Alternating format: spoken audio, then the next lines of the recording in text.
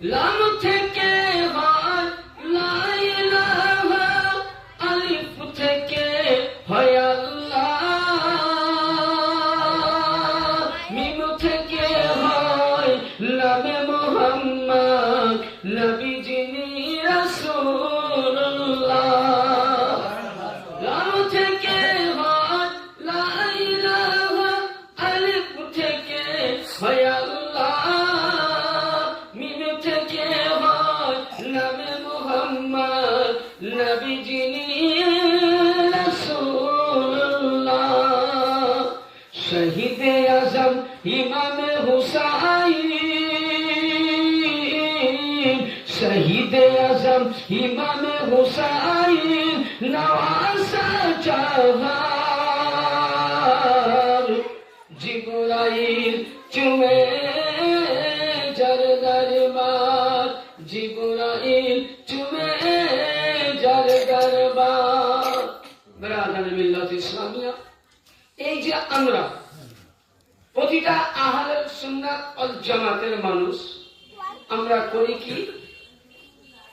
কবরস্থান জিয়ারত করি এবং আমরা বুজুর্গানের দিন আল্লাহর ওলির মাজার পাক জিয়ারত করি।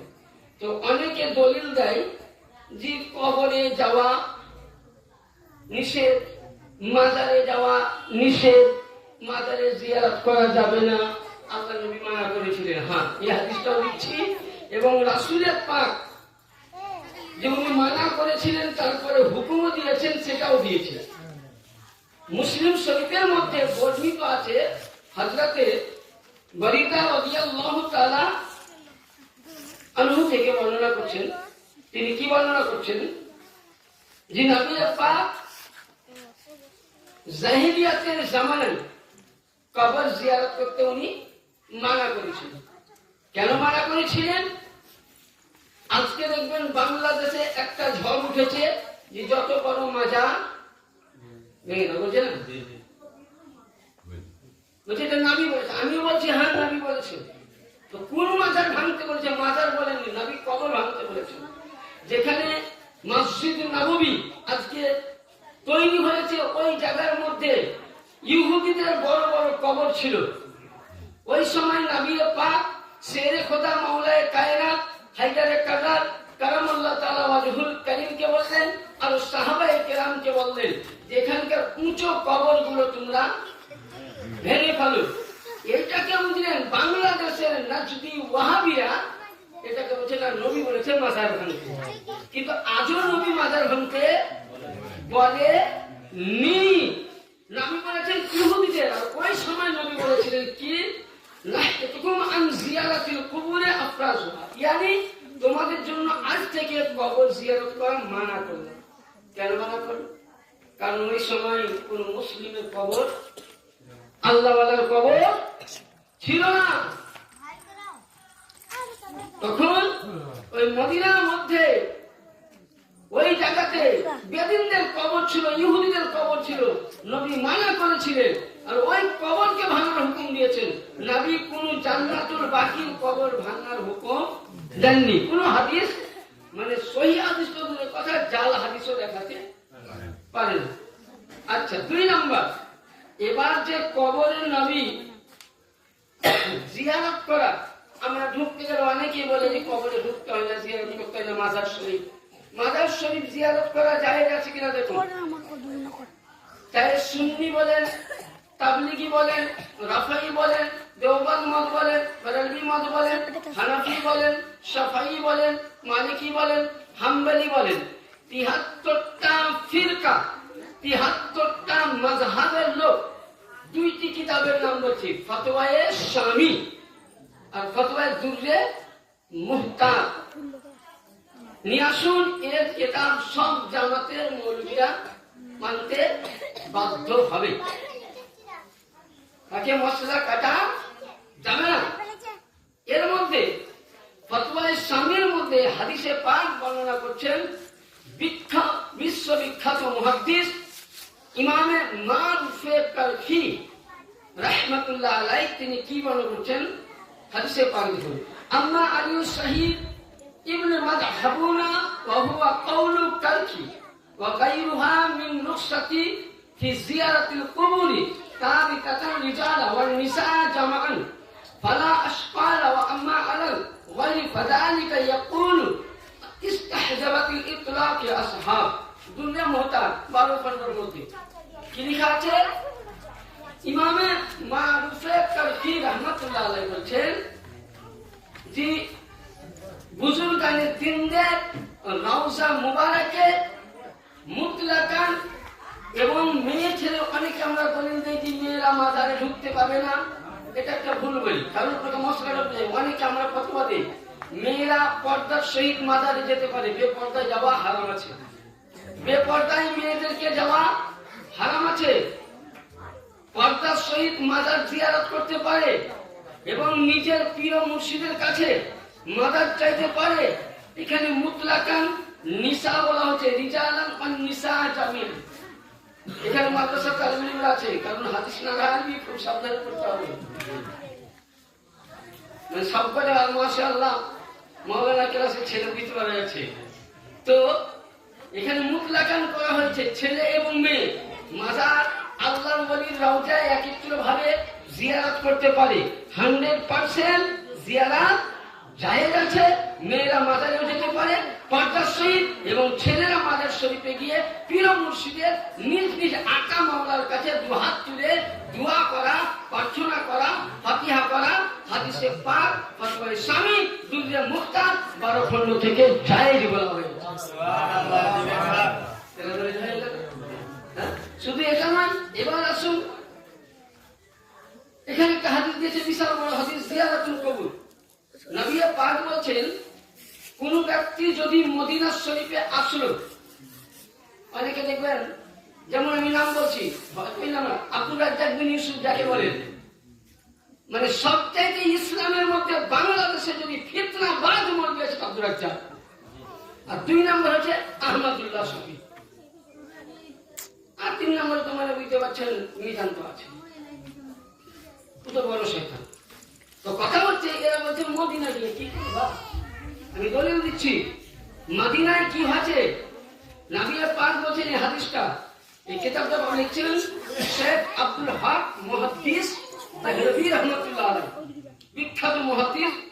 কিতাবের মধ্যে লিখছেন শারদিউল রবিউল আউয়াল কিতাবের নাম, এবং তিনি লিখছেন যদি কেউ মক্কাতে হজ করলো, আসার পর মদিনা আসলো, মদিনা শরীফে যাওয়ার পর অনেকে দেখবেন কি করে, মানে জিয়ারত করে না, ঘুরে বেড়ায়।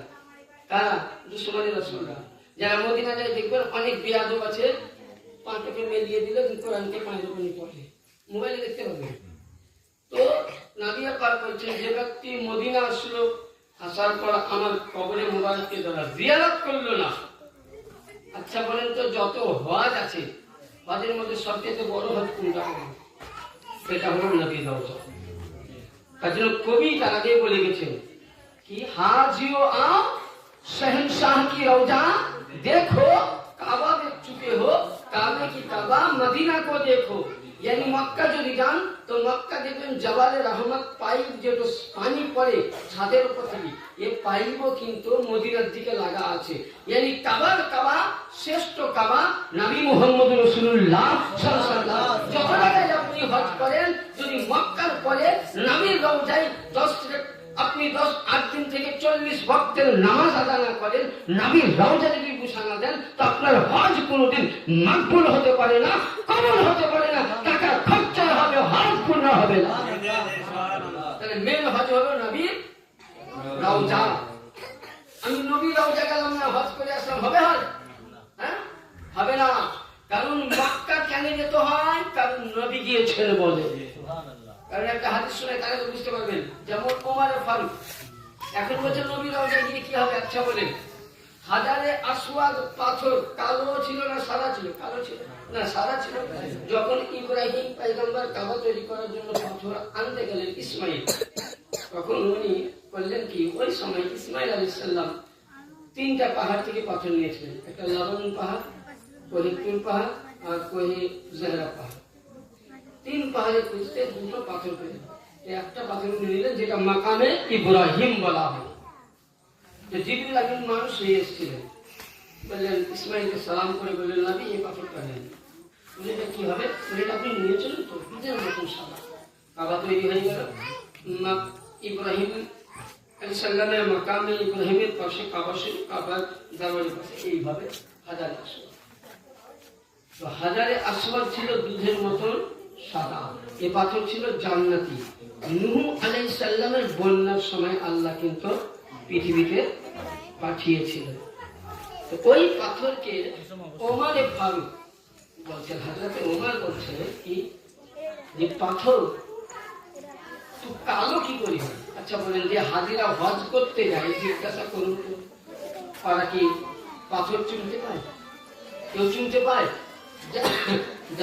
ভাগ্যে থাকে সে বুসা দিতে পায়। তো বলছে বলো তো এই পাথর তুমি কালো কি করি হয়? হাজারে আসওয়াদ বলছে যে আমাকে মানুষ 1 কিলোমিটার 2 কিলোমিটার 3 কিলোমিটার দূর থেকে সবাই এমনি করে বুসা দেয়। তো বুসা দেওয়া মাত্র আমি করি কি তাদের প্রত্যেকের গুনাহকে আমি মোচন করে দিয়ে কালো হয়ে গেছি। তাহলে মাসলা হাল হয়ে গেল। ওমর বলছে এর আধারে আসওয়াদ পাথর, তোর বুকে আমি চুমা দিতাম না, তোকে আমি ভূষা দিতাম না। পাথর বলতে যে কেন আমার ভূষা দিচ্ছ? বলে ভূষা এই কারণে দিচ্ছি যে তোর বুকের মধ্যে নবী মুস্তাফা হস্ত মুবারক লেগেছিল, এই কারণে তুই ফাজিলাত বলা। তাইলে মশলা হাল হয়ে গেল। একটা বেজান পাথর, যে পাথরের নবী হাত দিয়েছেন, রাসূল হাত মুবারক দিয়েছেন, ওই পাথরকে যদি ভূষা দিলে আপনার আমার গুনাহ মোচন হতে পারে, আপনার আমার পাপ খণ্ডন হতে পারে, আপনি আমি পাক ও পবিত্র হতে পারি। তো নবী মুস্তাফার রওজাতে গিয়ে যদি মাথা নত করি, কসম খোদার খেয়ে বলি আপনার জন্য জাহান্নাম হারাম হয়ে যাবে। ইমামে আহমদ রজা ফাজিল বরেলভী নবী রওজায় গিয়ে বলেছিলেন, সঙ্গে দারে জানা पर करता हूं जबी सजदा ना समझ नजदी सर देता हूं नजराना। এটা কালামে আল্লাহ হযরতে আছে। হাদাইকে বখশিশের মধ্যে তু শামে রিসালাত আলম তেরা পরওয়ার।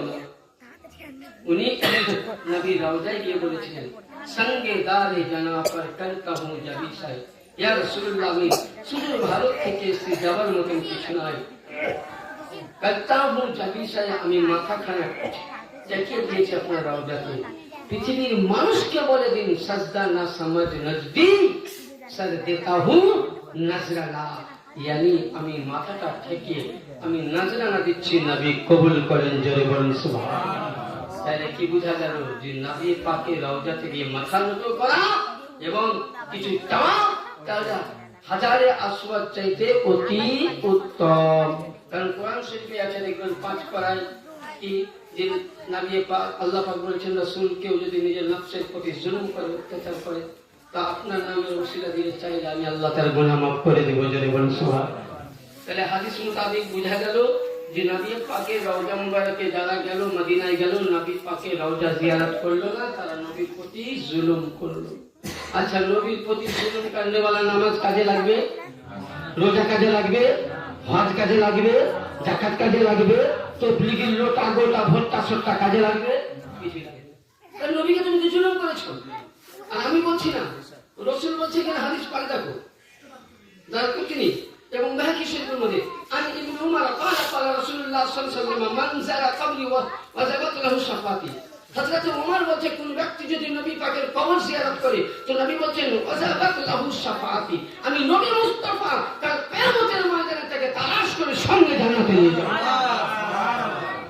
নবী কবর রওজা তুমি জিয়ারত করবে না, নবী রওজাতে চপ্পল পরে বেড়াবে, তোমার মত বেহুরমতি মুসলমানরা কোথায় জান্নাত পাবে? তুমি তোমার নামাজ কিছু কাজে লাগবে না। ওই নামাজ আল্লাহ বলছে গলায় জাহান্নামের মালা করে পাঠিয়ে তোমাকে জাহান্নামে পাঠানো হবে। এবং ওরা বলে যে নবী পাক রাসূলগণ আল্লাহর ওলিগণ কবরে মরে গেছে, বলে না? হ্যাঁ আমি হাদিস দিচ্ছি, উঠান ইবনে মাজাহ মুআজিজায়ে রাসূল, ইবনে মাজাহ মুআজিজায়ে রাসূল প্রথম খণ্ডের মধ্যে হাদিস শরীফ আছে এবং মিশকাতুল মাসাবি বড় অনেকে যে বুখারী আছে, ঠিক আছে, মানে এই যে এখন কিছু বুখারী মানে ইউটিউব পড়া মৌলবি হয়ে গেছে, মানে ওকে যদি আসল বোখারি যেগুলো প্রেন্ট করা বার করে দেওয়া হয় তো আমার মনে হয় যে পাতলা পায়খানা শুরু হয়ে যাবে। মানে আমি পাশে থাকি এর মধ্যে আমার কতগুলি কিতাব আছে আমার ভাইজান দেখে এসছে বুঝলেন। আমার বুঝলা লেখা আমার ঘর পুরোটাই বাঁকা বড় মানে ছেলে গায়ে আমার দেখতে পাবেন একদম ৮৬টা থেকে সব রকম হাদিস আমার ওখানে লোড করে আছে এরা দেখেছে। তো কথা হচ্ছে ওই হাদিসের মধ্যে ওদেরকে যদি আসল বোখারি করে যে বোখারিতে লেখা আছে কিয়াম করে নিষেধ, বোখারিতে লেখা আছে দরুদ পড়া নিষেধ, বোখারিতে লেখা আছে ইয়া নবী বলা যাবে না, ইয়া রাসূলুল্লাহ বলা যাবে না, ইয়া গৌস বলা যাবে না, ইয়া আলী বলা যাবে না, ইয়া প্রিয় মুর্শিদ বলা যাবে না, কিন্তু আসল বোখারি উঠে বাংলা বোখারি তো বাংলা তর্জমা আমার উঠে পড়বে তাই তো। হ্যাঁ আমি উর্দু তর্জমাটি কেটে দিলাম, ইনি মাদ্রাসা আরবি পড়ছেন, ইনাকে যখন দিবেন তুমি একটা তর্জমা করে তো মিসকাতুল মাসাবি যেটা মিসকাত না করলে কোনো মৌলবি হয় না। বুখারী, মুসলিম, তিরমিজি, আবু দাউদ, নিসাই, ইবনে মাজাহ ছয়খানা হাদিস। বলার আগে ওয়াহাবি, দেওবন্দি, সুন্নি, নেচুরি, খেচুরি, হুচুরি, ভুচুরি যত মৌলবি জামাত আছে প্রত্যেককে কিন্তু মিসকাত করতে হবে। মিসকাত না করে মৌলবি হবে কি বলছেন বাবা বললাম তো তাহলে মিসকাত করতে হবে। এর মধ্যে বলছে আন আবি দারদা সাইয়্যিদিনা দারদা রাদিয়াল্লাহু তাআলা ইনি সাহাবীয়ে রাসূল কি বলেন قال রাসূলুল্লাহ সাল্লাল্লাহু আলাইহি ওয়াসাল্লাম রাসূল সাল্লাল্লাহু আলাইহি ওয়াসাল্লাম বলতেছেন আবু দারদা থেকে রিওয়ায়াত বর্ণনা করছেন ইন্নাল্লাহ হারামা আলাল আরদি আল্লাহ পাক হারাম করেছে জমিনের জন্য কি আনতাকুলু আজসাদাল আম্বিয়া আল্লাহ yani আল্লাহ পাক হারাম করেছেন আম্বিয়াদের দেহ মুবারককে মাটির জন্য খাওয়া হারাম। আপনি আমাকে মাটি দিলেন, মাটি দেওয়ার ঘন্টা পরে দেখবেন শরীরের মধ্যে আমার কিছু থাকবে না, থাকবে কি হ্যাঁ থাকবে গো বাবজিরা থাকবে, শরীর আমার ক্ষতিগ্রস্ত হয়ে যাবে। তাহলে এখানে কি বোঝা গেল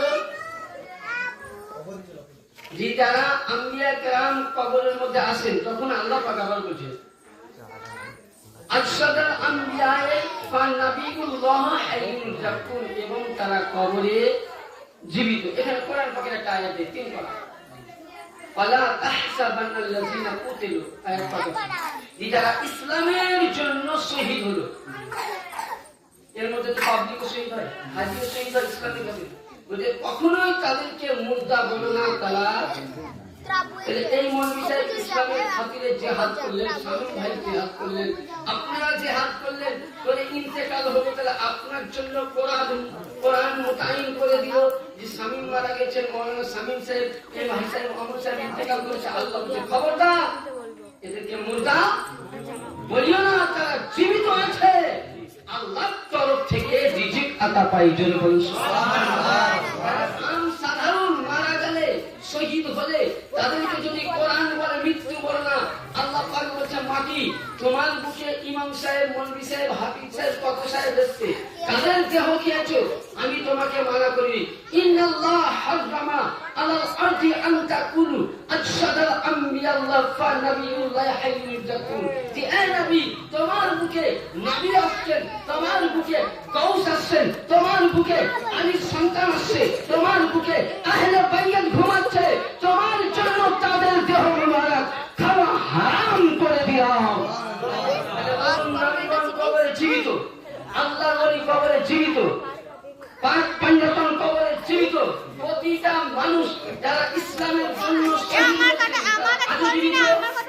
জীবিত কিয়ামত অবধি জীবিত। যদি বলেন সুবহানাল্লাহ। এনারা জীবিত আছেন কিনা আপনাকে বেশি দূর নিয়ে যাবো না, মঙ্গল কোটে ঘোরাবো। আসুন বলেন ইমামে আজম আবু হানিফা ইনি কে ছিলেন? ইমাম ছিলেন তাই তো? হ্যাঁ কাদের ইমাম ছিল? আমাদের।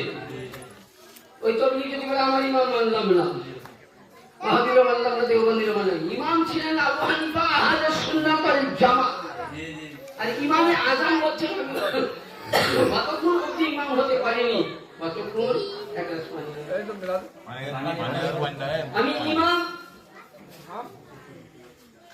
বসা বক্ত বসা সব নিচে বসে আছে চেয়ারে বসবো তাহলে যেটা আমার রাস্তা আছে তাই আজকে বসে বসে বলতে হচ্ছে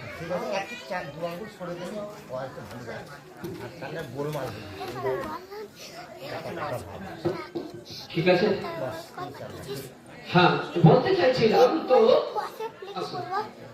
তো ইমামে আজম আর এই বর্ধমান ডিস্ট্রিক্টে ইসলামের আলো প্রথম যদি কেউ জ্বালিয়েছেন তা হযরতে সৈয়দিনা সৈয়দ সাহেব গৌসে সানি পাক আলাইহিস সালাম যিনাকে আপনারা জাপ্পাক বলা হয় তিনি কত বড় আল্লাহর ওলি জীবিত আছেন কিনা বলে দিচ্ছি নবী তো বাচ্চা আমরা যে মাওলা আলিফ यानी गौस पाकेर 23তম বংশধর রাসূলুল্লাহ 36তম তাহলে একটু আপনাদেরকে সাজা করে তাহলে বুঝতে পারবেন দেখেন হযরতে সাইয়্যিদিনা ইব্রাহিম কি নাম বললাম ইব্রাহিম আলাইহিস সালাম ইব্রাহিমের ছেলের নাম ইসমাঈল ইসমাঈলের ছেলের নাম আদান আদানের ছেলের নাম মাআদ মাআদের ছেলের নাম মাজুদ মাজুদের ছেলের নাম কেলাব কেলাবের ছেলের নাম লাউবি লাউবির ছেলের নাম গালিব গালিবের ছেলের নাম ফারহাদ ফারহাদ ছেলের নাম নাজারা নাজারার ছেলের নাম কেরানা কেরানার ছেলের নাম মুদাররিকা মুদাররিকার ছেলের নাম ইলিয়াস ইলিয়াসের ছেলের নাম আব্দে কি মান্না না বানি হাসিমের ছেলের নাম আব্দে মান্না আব্দে মান্নার ছেলের নাম আব্দুল মুতালিব আব্দুল মুতালিবের কাছ থেকে দুইটি নূর ভাগ হয়েছে এবার আপনারা অনেকে আমরা বলি আলী নূর নয় বলি তো কিন্তু একটা হাদিসে পাক আছে কিতাবাতে মুশকিল কুশা এই কিতাবের লেখক ইমামে নিসাই রাহমাতুল্লাহ আলাইহি তিনি লিখছেন আর রিয়াজাতুন নাজারা মুখে ফোন করতে কথা মানে যখন কথা বেরিয়ে গেল একটু নূর সম্বন্ধে তো বলা মশলাটা হাল করে দিয়ে ভালো এটা হচ্ছে আমাদের একদম পাক্কা পিওর আহলে সুন্নাত ওয়াল জামাতের কিতাব তারিখে কারবালা প্রতিটা ইমামের কাছে থাকে আর এই কিতাবটা প্রতিটা হাদিসের হাওয়ালা দেওয়া আছে এখানে হাদিসটা আগে শুনে নেবেন এই হাদিসটা বর্ণনা করছেন হযরত সুলাইমান ফারসি রাদিয়াল্লাহু তাআলা নবীর সাহাবী তিনি কি বর্ণনা করছেন রিওয়ায়াত করছেন যে রাসূল সাল্লাল্লাহু আলাইহি ওয়াসাল্লাম বলছেন যে আনা ওয়া আলিউন নূরা বাইনা ইয়াদাল্লাহি তাআলা ক্বাবলা আইয়াখলুকু আদামা আরবাআ আশরাতা আলফি আম্মা ফালামা খালাকাল্লাহ yani আল্লাহ পাক সর্বপ্রথম নিজের কুদরতি নূর দিয়ে আমি রাসূল এবং আলী একসঙ্গে তৈরি করা হয়েছিল কখন আদম আরবাআতা আশরা আলফ yani আদম আলাইহিস সালাম আসার 14000 বছর আগে তাইলে বুঝা গেল নবীও নূর আলীও নূর নূর তাহলে নূরের ছেলে নূর হবে না মাটি হবে বলেন হ্যাঁ আচ্ছা নবীর মেয়ের নাম কি খাতুনে জান্নাত আমি অতদূর যাচ্ছি না সংক্ষিপ্ত নিয়ে আসছি খাতুনে জান্নাত সাইয়্যিদা তাইয়্যিবা তাহিরা সাল্লাল্লাহু আলাইহা ফাতেমা তিনি নবীর বেটি নবীর কলেজা তাহলে নবী যদি নূর হয় তো ফাতিমাও নূর আর হযরত আলীও নূর আর হাদিস শরীফের ইতিহাসে পাওয়া যায় যে আব্দুল মুতালিব থেকে দুইজনকে নূর হাক দেওয়া হয়েছিল একজন হযরত সাইয়্যিদিনা আব্দুল্লাহ আর হযরত আবু তালিব দুই নূর আবু তালিবের নূর খানা পেল ফাতেমা বিনতে আসআদ ফাতেমা বিনতে আসআদ থেকে ওই নূর আলীর কাছে আসলো আলী পাকের নূর হযরতে খাতুনে আতাহার পাক এবার দুই নূরের নূর হয়ে গেল নূর জড়িত হলো তার জন্য ইমামে আহমদ রাজা बरेलवी रहमतुल्लाह अलैह बचन तेरे नस्ल पाक में है बच्चा बच्चा नूर का तू है आईने नूर नबी तेरा सब घराना नूर का उन বলতে চাচ্ছেন রাসূলুল্লাহ আপনার আলীর তরফ থেকে যতটা কিয়ামত পর্যন্ত সন্তান আসবে এরা সকলেই নূর তাহলে আলীও নূর আলীর বেটা হাসানও নূর হুসাইনও নূর জাইনাল আবেদিন নূর মুসা কাজিমও নূর हजरत मूसा जुनो नूर अली रजा नूर হযরতে হাসান আসকারিও নূর এবং ইমাম মেহদিও নূর, হযরতে সাইয়েদনা আবু সালেহ মুসা জঙ্গি তিনিও নূর, গৌসে পাক আব্দুল কাদের জিলানী আলাইহিস সালাম তিনিও নূর, নূরের আওলাদ নূর। আর গৌস পাকের কাছ থেকে 16 নম্বর সন্তান ভারতের প্রথম পশ্চিম বাংলার মধ্যে পদার্পণ হয়েছিলেন সৈয়দনা সৈয়দ শাহ আব্দুল্লাহ জিল্লি আলাইহিস সালাম, গৌস পাকের নিজের সন্তান। জেনে বলুন সুবহানাল্লাহ। গৌস পাকের নিজের সন্তানের নাম আব্দুল্লাহ আল জিল্লি, তার বেটার নাম কি সৈয়দনা আব্দুর রাজ্জাকে পাক। তাহলে আব্দুর রাজ্জাক পাক কে হলো? গৌস পাকের কে হলো? জোরে বলেন কে হলো? নওয়াসা মানে পোতা। মানে আপনি আমি যে দরবারটাকে ধরে আছি এটা হলো আওলাদে আলীর দরবার, গৌস পাকের আওলাদ, ইনারই কারামাত বলছি। এবার আসুন, এখান থেকে আব্দুল্লাহ জিল্লির নূর, আব্দুল রাজ্জাক পাক, আব্দুল রাজ্জাক পাকের নূর থেকে কে আসলেন?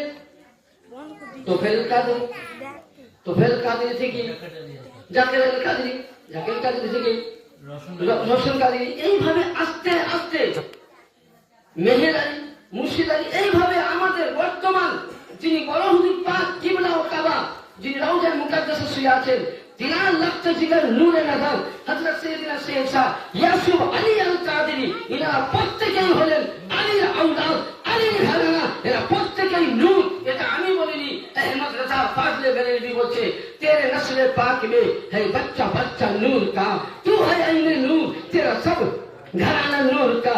यानी আলীর আওলাদ সিলসিলা থেকে ইনারা আসছে, ইনারা আলী যেমন নূর, আমার মুর্শিদ ও কিবলা ও কাবা নূর। আব্দুল রাজ্জাক পাকের কারামাত পাক বলছিলাম। তো ওই সময় এই বর্ধমান ডিস্ট্রিক্টে কিয়াম কাকে বলে উনি দেখিয়েছেন, সুন্নিয়ত কাকে বলে। অনেকে বলে যে মেদিনীপুর দরবার শরীফ, মেদিনীপুর দরবার কেমন দরবার আপনাকে বুঝায়। অনেকে বলে মেদিনীপুর দরবার শিয়া দরবার। আমি বুঝাতে চাইছি যে মেদিনীপুর কাকে বলে, মেদিনীপুরের সম্পর্কটা কি নবী। মেদিনীপুর দরবারে যদি লাইব্রেরি দেখানো হয় আপনাকে, তো কসম খোদার খেয়ে বলছি সারা পশ্চিমবঙ্গের লাইব্রেরি ফেল হয়ে যাবে, যেটা কলকাতার 4 নম্বর দরবার পাকে বর্তমান হুজুরের কাছে কিতাবের বইয়ের দোকান। কারণ আমি নিজের চোখে, আর যে কিতাবগুলো আমি বলছি আমার কাছে যেসব কিতাব আছে আমি চ্যালেঞ্জ করে বলছি, সেসব ইমামদের কিতাবগুলো আমরা ব্যবহার করি না। যেমন নাম বলি, সিরুস শাহাদাতের কোন ইমামের কাছে পড়বেন না। সালাসিল আউলিয়া বিখ্যাত মুহাদ্দিস শাহ ওলিউল্লাহ দেহলভির লেখা, সিরুস শাহাদাতের লেখা আল্লামা জালালউদ্দিন সুয়ুতী রাহমাতুল্লাহ আলাইহি, মানাকিব আলী ইমাম তিরমিজির লেখা, বিভিন্ন কিতাব যেগুলো আমার কাছে সব আমরা অনলাইন থেকে বার করি কিতাবগুলো। এবং সহি আমার কাছে যদি বলে কিতাব দিন না, এটা আমি দুর্গের মুহতারাম এবং ফতোয়া স্বামীর ফতোয়া দিলাম, আমি মিলালাম। আগে আমার কাছে সে কিতাবও আছে, আমার বাড়িতে লাইব্রেরি কিতাব আছে, সেই কিতাব দেখে আমি মিলিয়ে আমি বক্তব্য রাখি। তো এই দরবারটা এমনই দরবার, আপনাকে বলি এই দরবার জিন্দা কাহিনী দেখুন। তো এই বর্ধমান ডিস্ট্রিক্টে তখন উনি প্রথম এসেছিলেন, তো মানে তাবলীগ জামাত বা দেওবন্দি জামাত ওনাকে ঘিরেছিল যে আপনি কিয়াম দরুদ করছেন কোন দলিলের ভিত্তিতে। এরা তো ফতোয়া দেয় না যায় বলে কিনা, কিন্তু এরা মিসকাত শরীফের একটা হাদিস আছে দেখবেন 419 পৃষ্ঠায়, তোমার এখানে লেখা আছে, আমি একটু বলবো না। জি সাহাবায়ে কেরাম আবু হুরায়রা থেকে বর্ণিত, নবী পাক এর স্ত্রীগণ সকলেই হুজরা শরীফে বসে আছেন, ইসলামের আলোচনা হচ্ছে সাহাবীদের বা নবীদের জীবনী। ওই সময় তামাম সাহাবায়ে কেরাম এবং উম্মাহাতুল মুমিনিন যারা ছিলেন প্রত্যেকে নবীকে দাঁড়িয়ে আসসালাতু ওয়াসসালামু আলাইকা ইয়া রাসূলুল্লাহ সালামের ধ্বনি দিয়েছিলেন। এখান থেকে কিরিমের, এখান থেকে ইকবাল মুফাসসিরগণ কিয়ামের দলিল, এবং এই কারণে 22টা হাদিসে কিয়াম করা যায় গেছে। এবং দেওবন্দের বিশ্ববিখ্যাত কিতাব, যেটা প্রতিটা দেখুন সকলের কাছে, কিতাবটার নাম কি? বেহেশতি জওয়াব, আশরাফ আলী থানভীর লেখা। ওটাও লেখা আছে যে নবীর শানে কিয়াম করা অতি উত্তম উত্তম, আমরা কি বলি সুন্নাত মুস্তাহাব বলে, আর বলছে অতি উত্তম মানে বুঝতে পারছেন বলার কিছু নেই। বাংলাতে অনেক দলিল আছে, কেয়াম সম্বন্ধে দলিল বলতে গেলে সারা শেষ হয়ে যাবে। যাই হোক, তাহলে এখানে কি বোঝা গেল? আলী অলু এরা হল। এবার আসুন আব্দুল রাজ্জাক পাক, ওই জামানায় এরা ঘিরল, তো উনি আসরে নামাজ পড়ছিলেন। নামাজ যখন শেষ হলো, বলে হুজুর আপনি যে কিয়ামের দরুদ দিয়েছেন দলিল তার ভিত্তিক কি? তিনি বললেন ঠিক আছে বসো, দলিল হচ্ছে। উনি দলিল দিচ্ছেন, তো ওই সময় উনি কি করলেন? বসে আছেন, তো হঠাৎ তার ওই মাজমুয়, যেমন আমরা বসে আছি, মাজমুয় দেখলেন একটা প্রদীপ সামনে এসে বসে গেছে। আলো যেমনই বসে গেল, অটোমেটিক প্রদীপ থেকে একটা সুন্দর মানুষ। উনি ওই সময় সাইয়্যিদনা হযরত সৈয়দ শাহ জাকির আলী কাদেরী আলাইহিস সালাম পাকের কপাল মোবারকে উনি চুমা দিলেন এবং ওনার কদম বসে করলেন, চুমা খেলেন। খেয়ে বলছেন কি তোমাদের ব্যাপার? বলছে আমরা এই মশলা। উনি চটচট করে কিয়ামের কয়েকটা দলিল দিয়ে দিলেন, যেমনই দিলেন এরা কিন্তু খামোশ। কথাটা বুঝলেন? এরা খামোশ, যেমনই খামোশ হয়ে গেল। উনি যখন চলে যাচ্ছেন যে হুজুর আমাকে ইজাজত দেন, তো ওই মোল্লারা জিজ্ঞাসা করছে আপনি কে? মোল্লারা জিজ্ঞাসা করছে আপনি কে? তুমি কেন? আমি হলাম ইমামে আজম আবু হানিফা রাহমাতুল্লাহ আলাইহি। yani তখন ইমামে আজমের ইন্তেকাল 250 বছর। সাইয়্যিদনা সৈয়দ শাহ জাকির আলী আল কাদেরী, আল্লাহু আকবার। কে ছিল গৌস পাকের আওলাদ? কে ছিল মেদিনীপুর দরবারের আওলাদ? যিনি 250 বছরের মুলতান ইমামকে জীবিত করে কিয়ামের মাসলা হাল করে দিয়েছেন। এই হলো মেদিনীপুর দরবারের সন্তান। আর আমরা না জেনে না বুঝে বলছি মেদিনীপুর দরবারে। আরে মেদিনীপুরে যেটা চলে দলিল নিয়ে কথা চলে। আমাদের পীর মুর্শিদ কিবলাও কাবা বলেছেন যে এটা কথা বলবা দলিল ছাড়া কোনো, আর যে কোনো দলিল আমরা বলি যেটা আমাদের দলিলে নাই সেটা আমরা পাক। কারণ আমাদের বক্তব্য শুধু এখানে নয়, আমাদের বক্তব্য বিভিন্ন জায়গায় ইন্টারনেটে যাবে। একদম আপনাকে কারবালা থেকে শুরু করে ভারত পশ্চিমবঙ্গের গোটা বিশ্বের মধ্যে এই মেদিনীপুর দরবারের বক্তব্য ছুটে বেড়াদা। ইয়ানি বুঝা গেল যে দরবারটাই এমনই আলিশান দরবার, যে দরবার এখানে হাদিস মোতাবিক তাহলে একজন নবীর আওলাদ, আমাদের যিনি জাকির আলী আল কাদেরী নবীর আওলাদ, আলীর আওলাদ, গৌস পাকের এখন যিনি বর্তমান গৌস পাকের উনি 23তম বংশধর, রাসূল পাকের 36তম, আব্দুল রাজ্জাক ছিলেন 16তম বংশধর।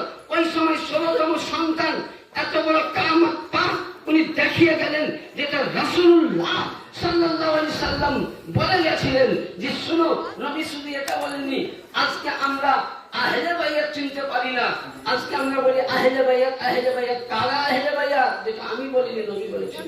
হাদিস পড়তে গেলে অনেক সময় দরকার।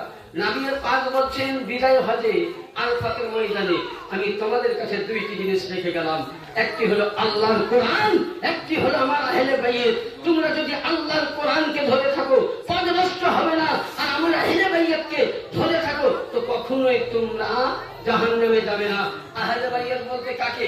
ওই জামানায় নবী পাকের 1,25,000 সাহাবীর মধ্যে নবী পাক কাউকে ওই সময় রাসূলুল্লাহ কাউকে নিজের মুনতাকিব করেননি। ব্রাদার, ওই সময় যদি বেলায়েত কাউকে দিয়েছিলেন, ওই সময় যদি কাউকে উনি পাগড়ি পরিয়েছিলেন, ওই সময় যদি নবীর পরে পরে খলিফা হওয়ার উপযুক্ত যদি ছিলেন, নবীর পরে পরে বেলায়েতের যদি সম্রাট ছিলেন, তো মাওলা আলী মুশকিল কুশা আলাইহিস সালাম পাক, yani মাওলা আলীকে শুধু ওই সময় গাদিরে খুন বলে নয়, একটু উপরে যাবেন তো বুঝতে পারবেন। yani নবী পাক বলেছেন, হে আলী মুর্তজা তুমি আমার কাছে এতখানি আগ্রহ হতো যেমন মুসার সঙ্গে হারুনের সম্পর্ক ছিল। মুসার ভাই হারুন ছিল নবী, আর তুমি হলো বেলায়েতের মাস্টার। আমার পরে কেউ নবী আসবে না, আমার আমার পরে কেউ রাসূল আসবে না, আমার পরে কেউ পয়গম্বর আসবে না, কিন্তু আমি চলে যাওয়ার পর মাআল কোরআন আলিউন ইন্না কোরআন আলী, হে আলী কোরআন তোমার সাথে, কোরআন আলীর সঙ্গে, আমি তোমার পরে, আমার পরে নবুয়তের দরজা বন্ধ, তোমার হাতে আমি বেলায়েত দিয়ে গেলাম। ইয়ানি তোমার রাস্তাটাই, ইয়ানি আমি যেমন সকল জগতে আমি নেতা ছিলাম, তোমার রাস্তাটাই সঠিক রাস্তা, তোমার পথটাই সঠিক পথ, ইয়ানি তোমার জামান ধরে যারা চলবে তোমার কাছ থেকে। আজকে হাদিস লক্ষ্য করুন যে আলীর কাছ থেকে বেলায়েত শুধু এই রাসূলুল্লাহর উম্মত নয়, ঈসা আলাইহিস সালামের জামানার ওলিরা আলীর কাছ থেকে বেলায়েত পেয়েছে, ইব্রাহিমের জামানার ওলিরা আলীর কাছ থেকে, আলিয়া মুর্তজার কাছ থেকে বিশ্ব জগৎ বেলায়েত পেয়েছে। কিয়ামত অবধি আলী আলাইহিস সালামের আওলাদ থেকে বেলায়েত পাওয়া গেছে। আলী আলাইহিস সালাম যদি আজকে বেলায়েতের মাস্টার না হতেন, বেলায়েত রাসূলুল্লাহ যদি না দিত, তাহলে ইসলাম ওখানে বন্ধ হয়ে যেত। ইয়ানি নবী বুঝে গেলেন যে মুসার সঙ্গে যেমন হারুনের সম্পর্ক, হারুন নবী, তুমি নবী নয়, তুমি বেলায়েতের মাস্টার। তাহলে এখানে কি বোঝা গেল? নবীর যতটা তাজিম করতে হয়, নবীকে যতটা ভালোবাসেন, নবীর যতটা সম্মান করেন, আলীরও ততটা তাজিম করে অতি উত্তম। নবী নবী করে গেলাম, কিয়াম করে গেলাম, ফাতিহা করে গেলাম, মাজারে চাদর চাপালাম, আর হযরতে আলীর বেলায়েতকে অস্বীকার করলাম, আলীর আওলাদকে অস্বীকার করলাম, নবী পাকের জামানের বাড়িকে অস্বীকার করলাম। এরকম মাহফিল আমাদের কোনো কাজে লাগবে না। কারণ নবী, আমি বলছি না, কোরআন বলছি, ফালা রাব্বুকা লা ইউমিন, ফালা রাব্বুকা লা ইউমিন হাত্তা ইউহাক্কিমুকা। হে নবী, আল্লাহ বলছেন, হে নবী, আপনার একটা হুকুমতকে যদি কেউ অমান্য করে তাই মুমিন হতে পারবে না। তাহলে আল্লাহ পাক সূরা নিসার মধ্যে 4-5 পারায় বলেছেন আপনার হুকুম মানা অতি উত্তম। আমি নবীর কথা শুনে কিয়াম মানলাম, নবীকে হাজির নাজির মানলাম, নবীর সাথে দরুদ পড়লাম, ফাতিহা করলাম, মাজারে গেলাম। আর নবী হযরতে আলীর ব্যাপারে যখন কথা উঠলো, তখন আমরা কি বলছি যে আলী আলী কারণেওয়ালা বেশিরভাগ শিয়া হয়ে গেল। আরে আলীর নাম না জপলে আপনার কোনো ইবাদত কাজে লাগবে না। আপনাকে কয়েকটা কথা বলি, যেমন ধরুন একটা কিতাবের নাম আস-সাওয়াইকুল মুহাদ্দিস, তারপরে আল মুস্তাদরাকুল হাকিম এবং দুরুসুল বালাগা, এসব কিতাবের মধ্যে লিপিবদ্ধ আছে, কি জানেন? লিপিবদ্ধ আছে যে আপনি কিয়ামতের ময়দানে প্রান্তরে যদি আপনার কাছে, আপনার যদি কাবা বাইতুল্লাহকে সামনে করে আপনার মৃত্যু হয়ে যায়, হাজারে আসওয়াদকে সামনে নিয়ে মৃত্যু হলো, রোজা নিয়ে মৃত্যু হলো, আপনার কাছে নামাজ আছে, রোজা আছে, হজ আছে, যাকাত আছে, কালমা আছে, সবই আছে, এমনকি এত নেকি করেছেন যে জান্নাতে যাবার রাস্তা। কোরআন শরীফ সূরা সাফফাতে আছে। আর এটা তাফসীর পাবেন তাফসীর ইবনে কাসির, তাফসীরে জালালাইন, তারপরে তাফসীরে বাইজাবি, এর মধ্যে তাফসীরের মধ্যে লিপিবদ্ধ হয়েছে কি সূরা সাফফাতের মধ্যে 14 নম্বর আয়াতে কি লেখা আছে যে কিয়ামতের ময়দানে আপনার কাছে সবই থাকবে। আল্লাহ পাক বলবেন, এ জিবরিল আমিন কোথায় নিয়ে যাবেন জান্নাতে? বলে এর কাছে আলীর বেলায়েত আছে কিনা? আমি বলছি কেন নবীর পরে তো নবুয়ত বন্ধ। এটা আমি বলি না, কোরআন বলছি। কেউ যদি বলে নাই কোরআন, কোন সূরা কাউসার ইন্না শানিয়াকা হুয়াল আবতার। হে নবী, আপনি চলে গেলেন, আপনার ছেলে নাই, তো কি হলো? আপনার পরে পরে কিয়ামত অবধি আসবে, ইয়ানি যতটা আপনার আওলাদ পৃথিবীতে ফাতেমার কাছ থেকে আসবে, তারাই হবে আপনার সন্তান। যদি বলেন সুবহানাল্লাহ, তারাই হবে আপনার আওলাদ। হ্যাঁ, আমি বলছি না ইন্না আতাইনাকাল কাউসার ফাসাল্লি লিরাব্বিকা ওয়ানহার। জি হে নবী, আপনি কেন কান্না করছেন? কিয়ামতের ময়দানে সব বংশ মন কাটা হয়ে যাবে। কিন্তু দেখেন ঈসা আলাইহিস সালাম যতদিন ছিলেন, ঈসা আলাইহিস সালামের পরে শিশু নবী ছেড়েছিল, তখন কোন মশলা ছিল? আজকে বলেন আদম নবীর জামানার কিতাব এখন আছে? আছে কি? শিশু নবীর কিতাব মশলা চলছে? দাউদ নবী চলে, সুলাইমান নবী চলে, ইয়াহিয়া নবী, জাকারিয়া নবী, হুদ নবী, ইয়াসুব নবী, সৈয়দ নবী, ইসমাইল নবী, ইব্রাহিম নবী, জাকারিয়া নবী, কোন নবীর কিতাব চলেনি। কারণ কেউ প্রশ্ন করেছিল, ইয়া রাসূলুল্লাহ, আগেকার নবীদের চর্চার কিতাব কেন চলে না? কারণ হচ্ছে আগেকার নবীদের চর্চা আগেকার নবীর বেটারা চালিয়েছে, কিন্তু হুজুর আপনার তো ছেলে নাই, তাহলে আপনার পরে পরে স্টেটকে ধরে রাখার কে থাকবে? তখন ওই সময় নবী দুটি কথা বলেছেন যে তোমাদের সামনে আমি আমার আলীকে দেখিয়ে গেলাম, এটাই সঠিক পথ। আর ওদের জামানায় ওদের বংশকে রাখার জন্য সব ছিল, কিন্তু আমার জামানায় তাদের মধ্যে একটি জিনিস ছিল না ওদের জামানায়, যেটা হবে আমার ইমামে হাসান, ইমামে হুসাইন আলাইহিমুসসালাম। মানে কিয়ামত অবধি এরা এমনই একটি কাজ করবে, এদের দ্বারা থেকে ইসলাম খানা তাদের বাড়ি থেকে জীবিত হয়ে যাবে। তাহলে কি বোঝা গেল? বলতে চাইছিলাম যে মাওলানা আলী আলাইহিস সালামের ব্যাপারে বলা হয়েছে হাদিস শরীফে। অনেকে দেখবেন বলে যে পাক পাঞ্জাতনকে আমরা আলাইহিস সালাম বলে বলি। ইমাম বুখারী রাহমাতুল্লাহ আলাইহি যখন তাজকিরায়ে আহলে বাইত লিখতে গেছেন, তখন তিনি বুখারীর পৃষ্ঠাতে লিখেছেন সব জায়গায় হাসান আলাইহিস সালাম, ইমাম হোসেন আলাইহিস সালাম, মানে 12 ইমাম পাকের নামে উনি আলাইহিস সালাম ব্যবহার করেছেন। তাহলে যারা বুখারী মানি, আমরা ছয় ইমাম মানি, কোরআনের শ্রেষ্ঠ হাদিস হলো বুখারী শরীফ। বুখারী শরীফ যারা মানি, তাহলে যদি হুসাইনকে আমরা আলাইহিস সালাম বলি তাহলে গুনাহ হবে না, বরঞ্চ বড় ইমাম লিখে গেছেন, এদেরকে রাদিয়াল্লাহু তাআলা বলা যাবে না। যেমন আজকে মাওলানা যখন পাস করবে দেখবেন, তখন এর নাম ধরে রাখা হবে যে আপনার নাম কি ভাই? নাম কি? এর নাম বলবে জনাব মাওলানা হাসিম সাহেব, আপনি আসুন, আপনার পাগড়ি নিয়ে যান। নামে কি লিখবে শেষে? মাওলানা হাসিম সাল্লাল্লাহ, আল্লাহ আপনাকে সালামত রাখে। মানে বলতে চাইছে যে নবী ছাড়া কাউকে আলাইহিস সালাম বলা যাবে না, বক্তব্যদের। কিন্তু না, ভুল। যারা নবীর আওলাদ তাদেরকে আলাইহিস সালাম বলা জায়েজ আছে। আলাইহিস সালাম মানে আল্লাহর প্রতি সালামত অবতীর্ণ দোয়া। তো বলতে চাইছিলাম যে হযরতে মাওলা আলী সাল্লামের ব্যাপারে হাদিস শরীফ বলছে আপনার কাছে কাবা থাকবে, মদিনা থাকবে, কাবা থাকবে, নেকি থাকবে, কিন্তু কিয়ামতের ময়দানে আপনার কাছে যদি নামাজ অপরন্ত আছে জান্নাতে যাওয়ার মতন, হজ অপরন্ত আছে জান্নাতে যাওয়ার মতন, কিন্তু দেখা গেল ৭৩টা ফিরকা ৭২ জনের কাছে এত নামাজ আছে, বুঝলেন, যে নেকি একবার জান্নাতের মতন। হয়তো দেখা গেল এই ইসলাম যেগুলো আমরা বক্তব্য রাখি হানাফি মাযহাব, সেগুলো হয়তো তাদের কাছে পৌঁছায়নি, আর যদি পৌঁছেছে তো কাজে দেয়নি। আল্লাহ পাক বলছেন জিবরিল আমিন কোথায়? বলে জান্নাতে যাবে, নেকি আছে। বলে না, তারা একটা আমল না। কারণ আমি বলিনি, রাসূল বলছে কথা বার করতে গেলে অনেক সময় লাগে। নবী বলছেন আনা মাদিনাতুন ওয়া ইলমুহু আলিউন বাবুহা, আমি হলাম ইলমের শহর, আলী হলো তার দরওয়াজা। এর এখানে কি বোঝা গেল যে নবীর কাছে যেতে গেলে আগে হযরতে আলী মুশকিল কুশাকে দুইবার দেখতে হবে। আল্লাহ পাক বলছেন যে ওর কাছে সবই আছে, কিন্তু ওর কাছে কি আগে দেখো আহলে বাইতের মুহাব্বত আছে। মানে যদি আপনার কাছে আমার কাছে আহলে বাইতের মুহাব্বত থাকে, তাহলে আপনি বলবেন তো আহলে বাইত তো ওরা যে 5 জন চলে গেল, 5 পাঞ্জাতন আর 12 ইমাম, ভুল।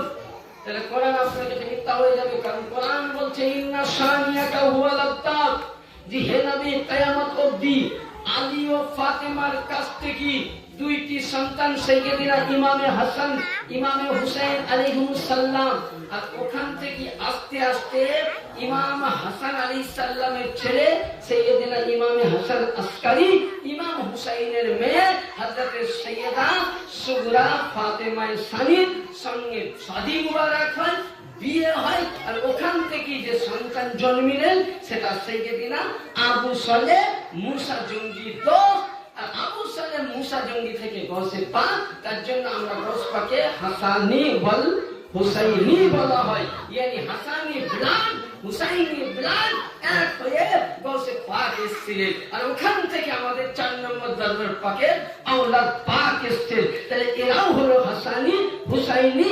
মানে বুঝা গেল নবী পাককে আল্লাহ বলছেন ইন্না শানিয়াকা হুয়াল আবতার, যে নবী কিয়ামত অবধি এই দুই সন্তান থেকে যত আওলাদে আহলে বাইত আসবে এরাই হবে আপনার আহলে বাইত। আর এদেরকে যারা ভালোবাসবে, এদের যদি মুহাব্বত থাকে আপনার আমার কলবে অন্তরে, তারা অবশ্যই জান্নাতি। আর এদের মুহাব্বত না থাকে, আওলাদে আলীর মুহাব্বত না থাকে, আল্লাহ বলে জাহান্নাম দিয়ে দাও। তাহলে নামাজ কাজে লাগলো না, যাকাত কাজে লাগলো না, হজ কাজে লাগলো না, রোজা কাজে লাগলো না। কারণ নবীর কথাই তো আমরা মেনেছি। হ্যাঁ, নবী আমার বিদায় হজে বললেন তারপরে আরাফাত ময়দানে মদিনা মক্কা মদিনার মিডল রাস্তায় বললেন যে তোমাদের কাছে আমি কোরআন রাখলাম আমার আহলে বাইয়ের, তাহলে আমরা কোরআন ধরেছি আহলে বাইত ধরি না, বলছে না কোরআন ছড়াবো না, কোরআনে তো আহলে বাইতের জিকির করা আছে নাই নাই, কোরআনে তো সাহাবীদের জীবনী আছে, বলছে আমরা সাহাবীকে মানি। তো ভালো কথা, সাহাবীকে আমরা মানি না? হ্যাঁ, তোমরা যদি বলছো আমরা চার সাহাবীকে মানি, আমি বলছি আমরা মানি। আবু বকরকে কে মানে না? সকলে মানি। আবু বকর সিদ্দিক মাওলা আলীকে নেতা বলে মেনেছিল, কি গান্ধীরা খুনে মানেনি? হ্যাঁ, উমর ফারুক মানেনি, ওসমান গনি মানেনি, এমনকি হযরত আবু বকর বলেছেন আন-নাযারু হযরত আয়েশা সিদ্দিকা বলছেন যে হযরত আবু বকর সিদ্দিককে জিজ্ঞাসা করছেন যে আব্বাজান আপনি হযরত আলীর দিকে দেখছিলেন কেন? হাদিস শরীফ বলছে না, তরজমাটা দেখছি, বলছে বেটি আমি নবীর মুখে শুনেছি যে আলীকে দেখা ইবাদত, আলী জিকির করা ইবাদত, জোরে বলুন সুবহানাল্লাহ। তাহলে কি বললেন আবু বকর সিদ্দিক? যারা আবু বকরকে প্রথম খলিফা বলে মানু, হ্যাঁ, আবু বকরের টাইটেল তোমরা মেনে নিয়েছো সিদ্দিক আকবর, আমরা আবু বকরকে মাননেওয়ালা। তো আবু বকর বলছে বেটি আমি আয়েশা নবীর মুখে শুনেছি যে আলীকে দেখা ইবাদত, আলীর জিকির করা ইবাদত, আলীর মহব্বত করা ইবাদত। তাহলে আবু বকরকে মানো। আর আবু বকর সাইয়্যিদিনা মাওলা আলী মুশকিল কুশাকে নিজের আকা মাওলা বলেছেন, এবার নিজেকে বলেছেন যে আমি আলীকে দেখে নেকি অর্জন করছি। তাহলে আলীকে তোমরা দেখলে বলো শিয়া হয়, আলী চর্চা করলে শিয়া, যদি আলী চর্চা করেন নাম শিয়া, তো ফতোয়া কাকে দিবা বলো? আমি যাও সাহাবীকে ফতোয়া দাও, আছে কোন মোল্লার ক্ষমতা? আবু বকরকে ফতোয়া দাও, কারণ আবু বকর নিজে বলেছেন যে আলীকে দেখা ইবাদত, আলীর প্রেম দেওয়া ইবাদত, আলীর জিকির করা ইবাদত।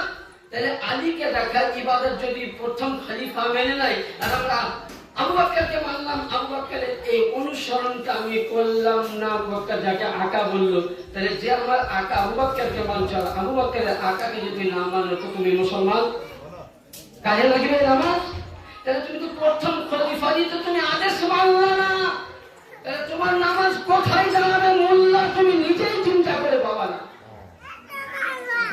সাহাবা দেখেন, সাহাবা আলাদা জিনিস, আহলে বাইত আলাদা জিনিস।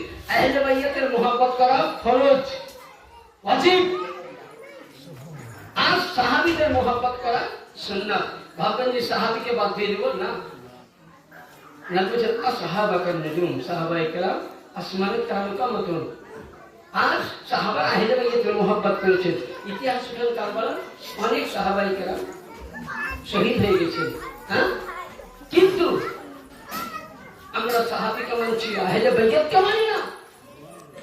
আহলে বাইত মুহাব্বত ছেড়ে দিয়েছি। আজকে আমাদের মধ্যে এত ঝড় কেন, বিপদ কেন? কারণ আমরা সব মেনে নিয়েছি কিন্তু আহলে বাইতকে মানতে চাইছি না। আমরা সব সময় আহলে বাইতকে মিটাতে চাইছি। আর নবী পাক বলে গেছেন তোমাদের কাছে আমি কোরআন এবং আমার আহলে বাইত, yani মুসা আলাইহিস সালাম, নূহ আলাইহিস সালামের নৌকাতে যারা চেপেছিল বন্যার সময় তারাই পরিত্রাণ পেয়েছিল।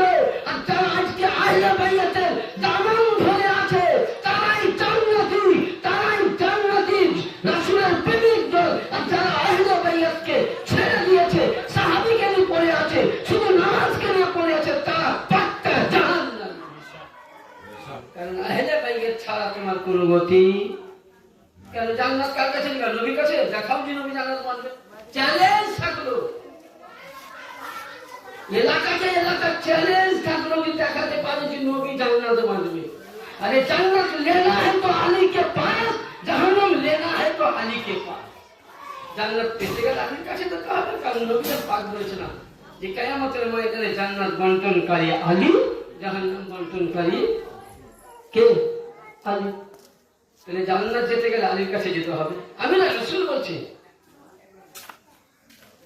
রাসূলুল্লাহ বলেছেন যে জান্নাত পেতে গেলে আলীর কাছে যেতে হবে। কিয়ামতের ময়দানে বিচার প্রান্তরে জান্নাতের দল আলীর কাছে থাকবে, আলী দিবে জান্নাতের বণ্টনকারী, আলী হবে জাহান্নামের বণ্টনকারী।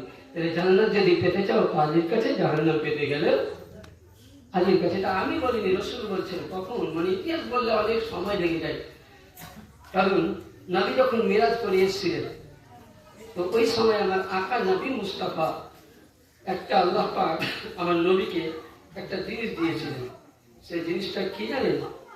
নবীকে দিয়েছিলেন আল্লাহ পাক, সেই জিনিসটা হলো আপনার বেলায়েতি পাগড়ি এবং জুব্বা। বেলায়েতি পাগড়ি এবং জুব্বা, এটা বাহকি শরীফ লেখা হাদিসের মধ্যে, এবং 2 নম্বর হাদিস আল মুসনাদ হাদিস নম্বর 1049। ইমামে বাহকি সুন্নানে কুবরা, ইমামে বাহকি সুন্নানে কুবরা তিনার কিতাব, ইমামে বাহকি তিনার কিতাবে লিখছেন সুন্নানে কুবরা, হাদিস নম্বর 11736 নম্বর। এবং বাহকি হিন্দ কানজুল উমার একটি হাদিস, এর মধ্যে লেখা আছে 41,141 নম্বর হাদিসে যে নবী পাক যখন মিরাজ করিয়াছিলেন তামাম সাহাবীকে ডাকলেন, তাইলে বুঝতে পারবেন জান্নাতের বন্টন। তো নবী পাক আবু বকরকে বলছে, আবু বকর তোমাকে যদি এই জুব্বা পরা হয়, জুব্বা পরিয়ে যদি আমার উম্মতের মধ্যে কেউ গুনাহ করে তুমি কি করবা? তা আবু বকর বলছেন, ইয়া রাসূলুল্লাহ আমি আপনার উম্মতকে সাজা দিব। নবী বলছেন উমর বলছে আমি কতল করবো। সাহাবীদের একমত করছে। নবী পাক বলছেন আলী তোমাকে যদি এই জুব্বা পাগড়ি পরিয়ে দেয় তো তুমি কি করবা? হযরত আলী বলছেন, ইয়া রাসূলুল্লাহ আমি আপনার গুনাহগার উম্মতকে সাজাও দিব না, গুনাহগার উম্মতকে আমি কতল করবো না, কি করবা? বলছে আপনার উম্মত যখন গুনাহ করবে আমাকে যে আল্লাহ পাক খলিফাতুল মুত্তাকিন খলিফা বলে ঘোষণা করেছে, আমি এই জুব্বা দিয়ে আপনার গুনাহগার উম্মতের গুনাহকে আমি ঢেকে দেব। জোরে বলুন। ওই সময় হাদিসে বলছে আন আলী ওয়ালা আমানি রাসূলুল্লাহ সাল্লাল্লাহু আলাইহি ওয়াসাল্লাম গদির উম্মাহ, yani আল্লাহর নবী ওই সময় পাগড়ি মুবারক খানা মাওলা আলীকে বলছেন, মাওলা আলী এই পাগড়ির যোগ্যতা তুমি আর এই আমামার যোগ্যতা তুমি। তাহলে বুঝা গেল ওই জায়গাতে নবী পাক মাওলা আলীকে বেলায়েত দিলেন, নবী নিজের মতো নয়, স্বয়ং তাহলে আল্লাহ পাক বেলায়েত দিয়েছেন। সূরা আল মাইদা পাঠ করে দিয়েছেন, দেখবেন সূরা আল মাইদা যে হে নবী আপনি অতক্ষণ অবধি আপনার রিসালাতে প্রচার করে সন্তুষ্টি পাবেন না যতক্ষণ না এটা তাফসিরে পাবেন, বিভিন্ন তাফসিরে জালালাইনে পাবেন, তাফসিরে বাইজাবিতে পাবেন, তাফসিরে কাবিরে পাবেন, তাফসিরে কাসিরে পাবেন, তাফসিরে রুহুল বায়ানে পাবেন, বিভিন্ন তাফসিরে আছে। যতক্ষণ না আলিয়ে মুর্তজার বেলায়েতের আপনি প্রচার করবেন, তাহলে বুঝা গেল গাদিরে খুম বা যেই জায়গায় নবী সাহাবীদের মাধ্যমে মাওলা আলীকে আমানত করিয়েছিলেন, এটা স্বয়ং আল্লাহ পাকের হুকুমে হয়েছিল, আল্লাহ পাক পরিয়ে দিয়েছিলেন। তাই আজকে মাওলা আলীকে নবীর পরে পরে যদি ইসলাম কেউ পাইয়েছেন তো স্বয়ং আল্লাহ পাক দিয়েছেন। আর এই আল্লাহ পাকের ঘোষণাকে যদি কেউ অস্বীকার করে তার কোনো ইবাদত কাজে লাগতে পারে না। তাই মাওলা আলী হলো সর্বশ্রেষ্ঠ ইসলামের এক উম্মত। আর এই মাওলা আলীকে আমরা দেখিনি, মাওলা আলীর দামান জড়ি তার বংশকে মানি। যেমন ধরুন আমার স্বামী ভাই ওস্তাদ, তাই তো হ্যাঁ, যেটুকু আমি পড়েছি ওনার কাছে তো পড়েছি, তাহলে এনাকে যদি আমি ওস্তাদ বলি অস্বীকার করি তো আমার গুনাহ হবে না? কি হবে? আপনি বলবেন যে কেমন মুফতি সাহেব যে নিজের ওস্তাদকে অস্বীকার করছে, ভাই বলি স্বামী বলি, মানে একসঙ্গে দরবারে থাকি তো ওস্তাদ হলে হাসি মজা পায় আমার সঙ্গে, তবে লিমিট ক্রস করে নয়। আপনাকে আমি বলে দিয়েছি যতকাল আমি বাঁচবো আপনি আমাকে ল্যান্ডার বা মুফতি সাহেব বলার দরকার নেই, লেদে বা ভাই সম্পর্কে ডাকবেন, ডাকে ওনার বাড়ির সবাই শ্রদ্ধা করেন, ওনার গ্রামে গেছি। আর আজকে আমি এই দরবারের মধ্যে যদি বক্তব্য রাখছি এই মানুষটার অবদান, সত্যি বলছি এই মানুষটা উনি যদি আমার মাথার উপরে না থাকতেন, হয়তো আমি হুজুর পাকের হুকুম পাক নিয়ে পড়াশোনা করেছি পূর্ণিয়া থেকে, বড় হুজুর পাকের হুকুম নিয়ে আমি পড়াশোনা করেছি, তখন ইনি ম্যানেজার ছিলেন। তখন থেকে আমি পড়াশোনা করে এলাকা থেকে গোটা 3 বছর পড়াশোনা বাইরে গেছি। কেরালা থেকে ইনারা ছিলেন কেরালা মাদ্রাসা সাকাফিয়া হাদিস সুন্নাহ সাফি মাযহাবের মার্কাজ, সেখানে পড়াশোনা করে এসেছি মালিক পাকের হুকুমে। দরবারে আমি যেতাম, ঘুরে আসতাম, সালাম কালাম হতো, দোয়া হতো, কিচ্ছু হতো না। এই মানুষটাই দরবারে আমার জন্য হুজুরের কাছে আরজি করে করে, আর ইনি ফটিক ভাই আছেন আর সবকে বলে আরজি করে করে, যাই হোক আজকে আমার প্রিয় মুর্শিদের দোয়াতে এই বছর আগে আমি জলসা করেছি বলতে পারো, এবছর থেকে মালিকের মসজিদে সব জায়গায় মালিক পাক আমাকে এখন পাঠান। আমাদের হুজুর পাক মঙ্গলকোট পাকে কয়েকবার বক্তব্য দিয়েছি, মেদিনীপুরেও দিয়েছি, 4 নম্বর তো দিয়েছি। তো কথা হচ্ছে এই লোকটার এতগুলো অবদানকে আমি কি অস্বীকার করতে পারবো? হ্যাঁ, তাহলে কিয়ামত অবধি আমার সন্তান যত তার দিকে মানবে না বলে ইনশাআল্লাহ, তাহলে আমাকে রাস্তা দেখিয়ে দিতে হবে কি ইনশাআল্লাহ, যে আমি তোমাদের বাবা, এটা তোমার বাবার ওস্তাদ। তাহলে তারা মলবি না হলেও কিন্তু দেখা হলে সালাম করবে, দাদু হোক চাচা হোক বলে, যে না ইনি আমার আব্বার ওস্তাদ ছিলেন। তো ওইরূপ নবী বলছেন আমি চলে গেলাম, আমার রাস্তা আলীকে দিলাম, আলীর রাস্তা হাসানকে দিলাম। এইভাবে ইমামে হাসান থেকে হুসাইন, এই হুসাইন থেকে আস্তে আস্তে গৌসে পাক আসলেন, গৌসে পাক থেকে আস্তে আস্তে আব্দুল্লাহ জিল্লি, আব্দুল রাজ্জাক পাক, রওশন পাক, জাকির আলী, মুর্শিদ আলী, তোফেল আলী, এরশাদ আলী, মুস্তারশিদ আলী, বড় হুজুর পাক কিবলা ও কাবা, আব্দুল রশিদ আলী আল কাদির আল হাসানি ওয়াল হুসাইনি আল বাগদাদি, এবং তিনি লাখতে জিকার নূরে নজর তিনি দেখিয়ে দিয়ে গেলেন বড় হুজুর পাক, যে হে আমার মুরিদ মুতাকিব, হে পৃথিবী হলো নবী যেমন বলেছিলেন যে আজকে তোমাদের মধ্যে যেমন আমি নবী ছিলাম সাহাবীদের तमाम জিনিসের, আজ থেকে তোমাদের মধ্যে আলী হলো সর্বশ্রেষ্ঠ। যদি আলীকে ধরে থাকো, আলীর দামান যদি ধরে থাকো, পথভ্রষ্ট হবে না, কেউ পথভ্রষ্ট হবে না, জাহান্নামে যাবে না। যেমন যারা আলীকে মেনেছিল তারা এখনো সঠিক আছে, আলী থেকে যারা দূরে তারা জাহান্নামে যাবে। তো ওইরূপ আমার বড় হুজুর দেখিয়ে গেলেন যে আমি তোমাদের কাছে আমার লাগতে জিগার নূরে নজর সাইয়্যিদুনা সৈয়দ শাহ জামানুল গাউসে আজম ইয়াসুফ আলী আল কাদিরি মাদ্দাসাল্লাহু আলী নূরীকে দেখিয়ে দিলেন ইনি আওলাদে রাসূল, আওলাদে আলী। আর এই দরবারটা এমন দরবার, এই দরবারে আসতে গেলে, এই দরবার থেকে নামাজ পেতে গেলে, নামাজ এই দরবার থেকে দেওয়া হয়, রোজার শিক্ষা এই দরবার থেকে দেওয়া হয়, যাকাতের শিক্ষা এই দরবার থেকে দেওয়া হয়, হজের শিক্ষা এই দরবার থেকে দেওয়া হয়। এই দরবারটা হলো রাসূলের দরবার, এই দরবারটা হলো গাউসে পাকের দরবার, এই দরবার হলো আলীর দরবার, এই দরবার হলো হুসাইনের দরবার। আর নবী বলছেন মান সাব্বা আলিয়ান ফাকাদ সাব্বা আলী, যে আলীকে গালি দিল সে আমাকে গালি দিল, আলীকে যে দুঃখ দিল আমাকে দুঃখ দিল। আর নবী পাক বলছেন আজকে আপনি আমার বড় হুজুর কিবলা ও কাবাকে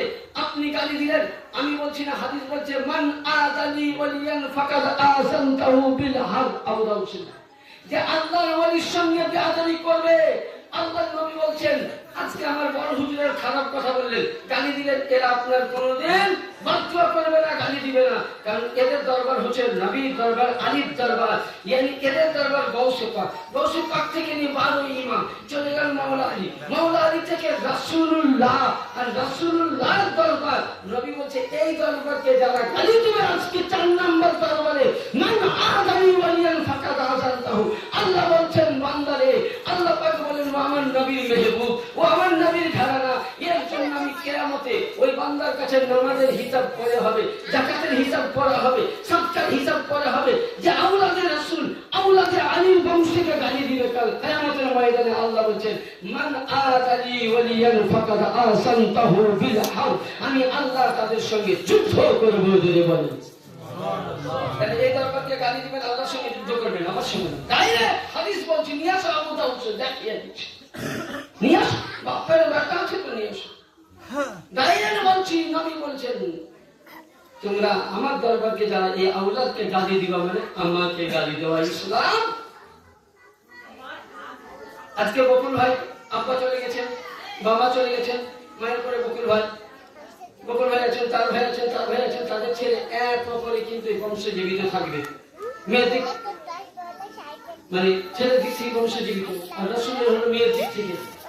কিয়ামত অবধি আর পৃথিবীর মধ্যে যদি নবীর ঘরানা একটাই, সেটা হলো দরবার আওলাদে আলী। ইতিহাস খুলুন, এনাদের ইতিহাস বলতে গেলে অনেক সময় দরকার।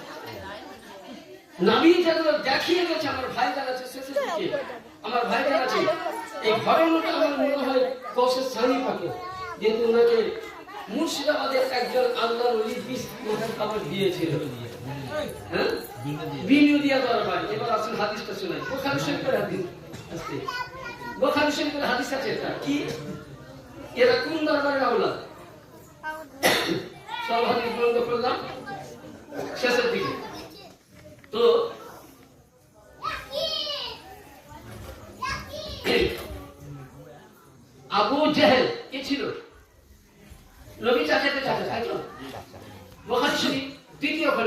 459 পৃষ্ঠা হাদিস। আবু হুরায়রা বর্ণনা করছেন, এই আবু হুরায়রা জঙ্গে, এটা দুই রকম ঘটনা আছে, একটা জঙ্গে ইয়ারমুকের ঘটনা, একটা জঙ্গে ওহুদের ঘটনা, কিন্তু ঘটনাটা একই, কিছু সাহাবীদের ডিফারেন্স আছে, বুঝলেন, কম বেশি। তো ওই সময় আবু জেহেল নবীকে দাওয়াত দিল, কি বলে, আজকে ধরুন এবারটা মাহফিল, মাদ্রাসার তালিম সাহেবরা এসছেন, এনারা এসছেন সকাল থেকে কোরআন খানি, তারপরে কুলখানি করেছেন। এবার ধরুন আমরা সকলে এসছি, বাড়ির মালিক এখন বকুল ভাইয়ের ভাই খাবারে যদি লুকিয়ে বিষ মাখাই, আমরা খেয়ে বাঁচবো না মরবো? কি হবে বলে, নিচে পাটি বলে বাঁচবো না, মানে সব উপরে, তাই তো? তা আবু জেহেলের যুক্তি ছিল যে নবীকে তো কোন জায়গায় পাচ্ছে না, কারণ নবীকে পারবে কি করে, নবীর কাছে তো শেরে খোদা হায়দারে কার্রাব ছিলেন। তো ওই সময় আবু জেহেল রান্না শেষ নবীকে দাওয়াত দিল, বলছে আমার ভাতিজা বিয়াদব তো কামবাখা, বলছে তোমার দাওয়াত থাকবে, ঠিক আছে। আন আবি হুরায়রা قال لما فتح خبير اهديت للناس, নবী দাওয়াত কবুল করলেন, ওর বাড়ি আসেন। যেমন আজকে এলাম, বকুল ভাইয়ের ভাইজান বকুল ভাই নাই, উনি সম্মানিত সহিত আমাদেরকে উপরে নিয়ে গেলেন, পানি দিলেন, খাওয়া দিলাম, নাস্তা করলাম, ইনাদের তাজিম করেছেন। তো ওই আবু জেহেল সুন্দর করলো, দস্তরখান বিছিয়ে বলছে, দস্তরখান বিছিয়ে বলছে, নবীর সামনে মাংস আর রুটি যাবে এটা। আচ্ছা বলেন, এই যে আমি এখন পানি খেয়েছি, এই পানির মধ্যে এখন ধরুন কিছু কেমিক্যাল দেওয়া আছে আমাকে মারার জন্য, আমি কি জানতে পারবো? মশলাটা বুঝবে দুইটা জিনিস, এখানে নবী গায়েব জানে কিনা একটা দলিল হবে, আর নবীর আওলাদ কতটা, ইনারা কতটা, সেটারও দলিল দেবো আমি। দিয়ে লাস্টে একটা মরার আগে মরে যাওয়ার হাদিস দিব, বাস দলিল শেষ মাহফিল। তো এই পানিতে যদি কিছু দেয় আমি জানতে পারবো? তো নবী বলছেন আন আবি হুরায়রা قال لما فتحت خبير اهديت للناس, তো সাহাবায়ে কেরাম বলছেন, নবী বলছেন হাল, এ আবু জেহেল তুমি এসো, তোমাদের আমি খবর নবী বলছেন হাল জাআলতুম হাযি শাত قال শামানাম, বলে আবু জেহেল এই মাংসের মধ্যে তুমি কি বিষ মাখিয়েছো? জোরে বলেন সুবহানাল্লাহ, একটু জোরে বলুন সুবহানাল্লাহ। আচ্ছা বলেন, বিষ মাখার সময় তো নবী ছিলেন না, ছিল? আমি পানি, এই পানির গ্লাসে কি মাখিয়েছো আমি দেখি নাই, তো বিষ মাখার সময় ছিল না। তো নবী বলছেন আবু জেহেল তুমি কি এই পানির মধ্যে, এই মাংসের মধ্যে বিষ মাখিয়েছো? বলছে মুহাম্মদ সাল্লাল্লাহু আলাইহি সাল্লাম আমি যখন বিষ মাখাই তখন কেউ ছিল না, তো তুমি জানলে কি করে? নবী পাক বলছেন বিষ মাখানো খাবার আমার সামনে যেমনই আসলো, সঙ্গে সঙ্গে গোশতের দানাই দানাই টুকরাই টুকরা বলেছিল ইয়া রাসূলুল্লাহ আমি পুরো শরীর বিষে জর্জরিত হয়ে আছি। সাহাবায়ে কেরাম ভক্ষণ করেছিল, নবীও ভক্ষণ করেছিল। কোরআন বলেন আমা হুয়ালা গায়বে বেদালিম, yani গায়বের সংবাদদাতা নবী মুস্তাফা। তাহলে রান্না করা বিষে মাখানো গোশতের, যদি রান্না করা গোশতের আওয়াজ নবী শুনতে পান, বুঝতে পারে, হায়াতুন নবী, জিন্দা নবী, আজকে এই জায়গায় যদি আমরা দরুদ পড়ি, নবী এই জায়গায় উপস্থিত, মদিনা থেকেও শুনছে। এই হাদিসের ভিত্তিতে আব্দুল রাজ্জাক পাক আলাইহিস সালাম উনি বিরোধিয়া বাটি দরবার গিয়েছিলেন, অনেক বইতে উনি গিয়েছিলেন। ওই সময় ওনাকে পরীক্ষা করার জন্য বিষ মাখানো শরবত দিয়েছিল। তো উনি ওখানে বলে দিয়েছিলেন যে এর মধ্যে বিষ মাখানো আছে, yani বুঝিয়ে দিলেন যে হে দুনিয়াবাসী, আমার নবী মুস্তাফা আমার নানা জান আবু জেহেলের বিষ মাখানো বিষের খবর দিয়ে দিয়েছিল। আমি জাকের আলী আল কাদেরী, আমি হুসাইনের আওলাদ, আমি নবীর মুআজিজা, আমি তোমাদের মধ্যে আওলাদ হিসেবে পরিচয় দিলাম যে আমাকেও বিষ মাখানো শরবত দিয়েছিলেন, উনি বিষ মাখানো গোশত খেয়েছিলেন, তো নবীর কিচ্ছু হয়নি। জাকের আলী আল কাদেরী বিষ মাখানো শরবত খেয়েছিলেন, শরীরে কিচ্ছু ক্ষতি আসেনি। তাই জন্য বলা হয়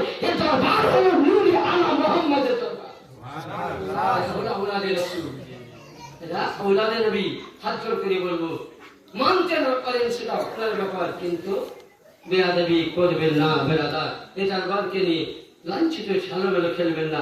এই দরবারে যান দূর থেকে। এখন আমি হাসিম রেজা ভাই ব্যাপার মেলা শুনলাম যে উনি খুব বড় বলেছেন, আমাকে মিলতে হবে, হ্যাঁ সম্পর্ক করতে হবে। আগে যান, ওখানে ঢুকুন। এই দরবার থেকে অনেক কারামাত আছে, অনেক। এই দরবার থেকে অনেক বিনা পড়ায় আলেম হয়েছে, তার প্রমাণ আমি অনেকটা দিতে পারবো। যেন এক করুন না, যেন এই লোকটা একদিনও মাদ্রাসা দেয়নি, এরা বক্তব্য শুনেননি, কেবল জামান পাকটাই শুনেছে। আমি কি বক্তব্য রাখি? আমার থেকে মাশাআল্লাহ মোটামুটি ভালো র্যাঙ্কিং। আমাদের তার মানে এমন এমন যেটা বড় হুজুর পাক বলেছেন, তো আলেম হয়ে গেছে, তো বিনি পড়াতে আলেম। এটা ছিল বড় হুজুর পাকের প্রাণার কাজ। এই দরবারের এমন শান সওকাত। তবে একটাই কথা বলবো, এই দরবারকে যারা ধরে আছেন আঁকড়ে ধরে থাকুন। এই দরবারকে ধরার আগে নিজেকে বিসর্জন হয়ে যান। মরার আগে আপনাকে মরতে হবে। কাবলাল মৌত বাদাল মৌত হতে হবে, বুঝলেন? না হলে আপনি কখনো এই দরবারকে চিনতে পারবেন না। এই যেমন এই দরবারে চলে গেছেন, এই দরবারকে আজকে আপনি যেমন কিয়ামতের ময়দানে আপনাকে আমাকে উঠানো হবে, আপনাকে আমাকে জিজ্ঞাসা করা হবে। কি জিজ্ঞাসা করা হবে? এটা জিজ্ঞাসা করা হবে যে তুমি লা ইলাহা ইল্লাল্লাহ মুহাম্মাদুর রাসূলুল্লাহ কালেমা পড়েছো, আল্লাহ এক, রাসূল তার হাবিব, এ সাক্ষ্য কে দিয়েছে? তুমি কি আল্লাহকে দেখেছো? এই যারা আজকে আহলে বাইতের দামান ধরে আছেন, আপনি আমি প্রত্যেকেই বলবো যে না আমরা আল্লাহকে দেখিনি। তবে রাসূলকে দেখেছো? বলে না আমরা রাসূলকে দেখিনি। তবে কার মুখে শুনেছো? বলে রাসূল থেকে হযরতে নবীর ঘরানা আহলে বাইত পাকের মুখে শুনেছি। তাদেরকে দেখেছো? বলে না তাদেরকে দেখিনি। তারপরে কাদেরকে দেখেছো? বলে সাহাবীদেরকে মুখে শুনেছি। বলে তাদেরকেও দেখিনি। তো বলে কি দেখেছো? বলে আহলে বাইতের আলীর ঘরানা এই দরবার 4 নম্বর, কিংবা আরো অনেক জায়গায় সেই জায়গা আছে, তাদের দরবারের আওলাদের মুখে আমরা শুনেছি যে আশহাদু আল্লা ইলাহা ইল্লাল্লাহ ওয়া আশহাদু আন্না মুহাম্মাদান আবদুহু ওয়া রাসূলুহু, যে আল্লাহকে সিওয়া কোই মাবুদ নেই, হযরত মুহাম্মদ সাল্লাল্লাহু আলাইহি ওয়াসাল্লাম আল্লাহর প্রিয়তম রাসূল বা হাবিব। আমি সাক্ষ্য দিতেছি, আল্লাহ বলতেছেন আমি সাক্ষ্য দিতেছি যে আমার রাসূল হলো আমার মাহবুব। তখন আল্লাহ পাক বলবেন যে আমার আওলাদে আলীর মুখে যেটা শুনেছো সেটা রাসূলের মুখ, ইয়ানি বুঝা গেল কাল কিয়ামতের ময়দানে হাসরের প্রান্তরে আপনার আমার প্রিয় মুর্শিদ আকা আপনাকে আমাকে শাফায়াত করে নবীর পরে জান্নাতে নিয়ে যাবেন।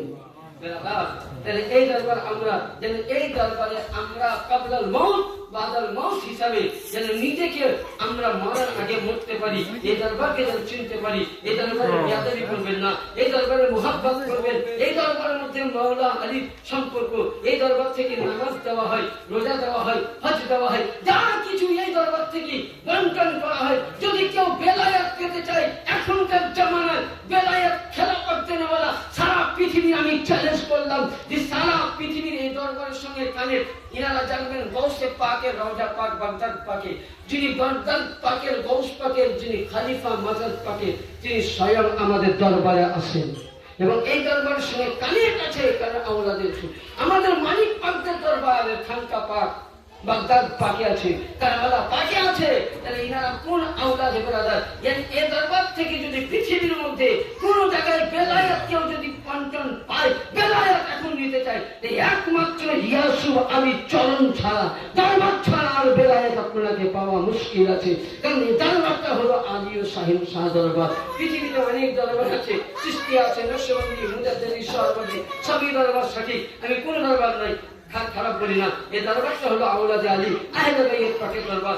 আল্লাহ পাক যেন আপনাকে আমাকে এই দরবারে দামান ধরে থাকতে পারি, এই দরবারে গোলাম হয়ে থাকতে পারি। কাবলাল মউত বাদাল মউত, মরার আগে যেন নিজেকে মরতে পারি, বিসর্জন দিতে পারি। এখান থেকে বক্তব্যটি বলাও ভাষার মাধ্যমে ভুল ত্রুটি ক্ষমা প্রার্থী।